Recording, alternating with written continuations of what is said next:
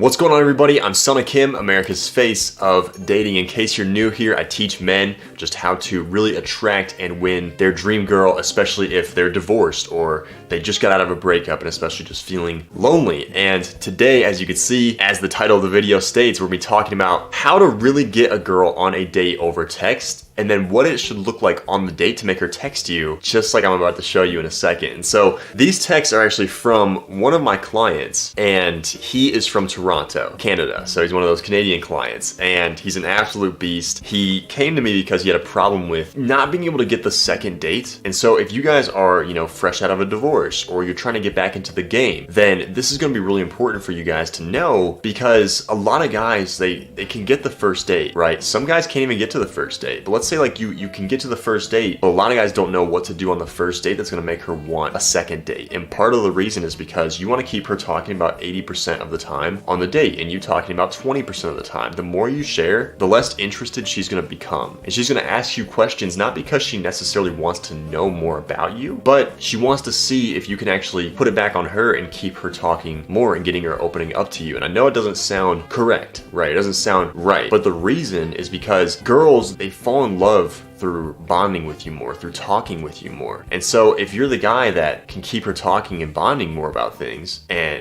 personal stories from her past, or ghost stories is a really good one, man. I think 60 or 70% of people statistically like talking about like paranormal activity and like conspiracies, aliens, and, is there life out there? Her past stories, right? Her favorite movies, her favorite dinners, her favorite holidays when she was a kid. Stuff like that's going to keep her opening up and talking. And when she actually, especially if you're talking about maybe Christmas when she was a child, she's gonna start feeling those feelings for you, and she's gonna want to be with you more and connect with you more because she's associating those positive feelings with you since she's telling and sharing those feelings with you. So that's really important for the guys that are getting back into the dating game, maybe after a divorce, or the guys that are just kind of new to my work and maybe they went through a breakup and that's how they found me. A lot of guys find me because of that reason. And so if that's one of you guys, pay attention to these texts and kind of see how he set these up, and he's assuming attraction. This is something I teach in my program. So if you guys are interested in that, there's a link to my Instagram or Facebook in the messages, or in the description below, just message me. Say you're directly from YouTube, since we get a lot of guys that are interested in my program, and me or my assistant will get back to you. We actually just hired on an assistant because there's just too many messages, which it's a good problem. So if that's one of you guys, just feel free to message us or book in a call using the call link with Calendly in the description below as well. But here are the texts right here. We're kind of just jumping right into it, right? So I don't know who opened who here, but she goes, "How are you?" Right? Seems pretty excited. And he goes, "I hope you got me a souvenir." I'm assuming that she went on vacation, I'm assuming to Toronto, right? So he's like, "I hope you got me a souvenir." Having some fun, being playful. And then he answers that text and he goes, "I'm a lot better now, babe." So he's assuming attraction, right? So many guys, they'll be talking to a girl and they like try to act like they don't like her. And I'm just like, what the fuck? That makes no sense at all, because you want to get with her, right? You want to display you're attracted to her. Like, so many guys have that kindergarten mentality, being like, "I don't want her to know that I like her," right? "I just want to play it cool." It's like, no, dude, just display your feelings, right? Just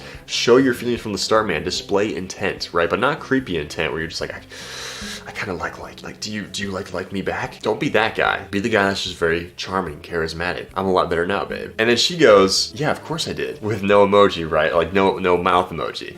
It's just absolutely hilarious. And she goes, "I'm in Toronto Tuesday if you want to catch up." So she asks him out, right? She's like, let's not go on a date. Like, that's how girls will ask guys out, is they'll be like, "Hey, well, I'll be in Toronto, like if you want to see me." They'll be putting themselves into your orbit, and then it's up to you to really set the date, right? So he goes, "Yeah, cool. What's bringing you to Toronto besides me, of course," with a little winky face. And so what I tell you guys too with emojis is like, something we're still working on Bradley with here is like, you want to go emoji for emoji, and he's not doing bad, right? Maybe she sent an emoji up there at the very top, but the problem is like, he sends an emoji, she sends one, and then he sends one, and it's like, you want her to send one, and then you send one after she sends one. So I don't know, like, if she didn't send one before and he sent one, you want her to send the first emoji, right? You want her to kind of make that first chess move, and you want to just rely on just natural texting game. No emojis, no nothing, no LOLs, just straight up charismatic tonality with your texts. And so that's something you guys also struggle with. We work on that a lot here on YouTube as well. And and also in my program. So you already know what to do. I already told you what to do with that. But he goes, besides me, of course, with a winky face. And she goes, only you, darling. She's playing along. Shows high interest right there. And she said, hee hee, JK, I'm up north with some friends from Toronto and I'm driving them home, right? And so the problem with that is like when she says I'm driving them home, she could very well attend the date with the friends there. You know what I mean? And so like one way to get her to not show up with the friends is being like, all right, like I guess they can come on my date, but you know, if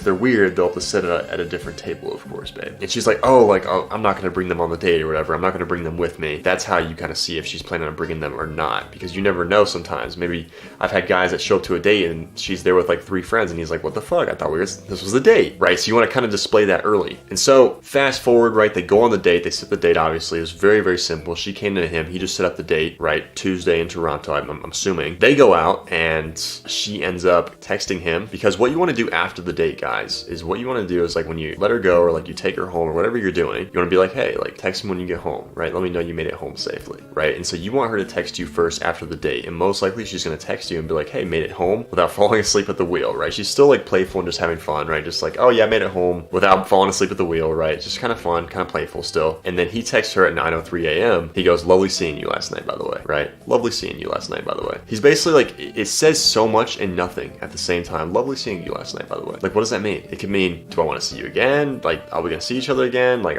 what is this, right? It can mean so much and so little at the same time. That's exactly where you guys want to be. And she goes, you as well. We'll make proper plans soon, right? So she's trying to see like, hey, like, are you into this, right? Like that text was pretty confusing. Like, are you still into this? Are you not? And so he goes, completely forgot how good of a kisser you are, to be honest. And so he's kind of, he's pulling and pulling here. Like, he's not pushing at all, like push pull, right? So he's completely forgot about how good of a kisser you are, to be honest. So he gives her a little bit more validation, right? Gives her a little bit more validation. It's a lot of validation. So you might want to take a step back, with the next text that you sent. And then she goes, well, I'm glad I could remind you. I'm glad I could remind you with a kissy face. That's really, really great to get after the first date. That's how you know you nailed the first date right? Kept her talking 80% of the time. Did some NLP that I talk about in the progress. Oh, that trick is amazing.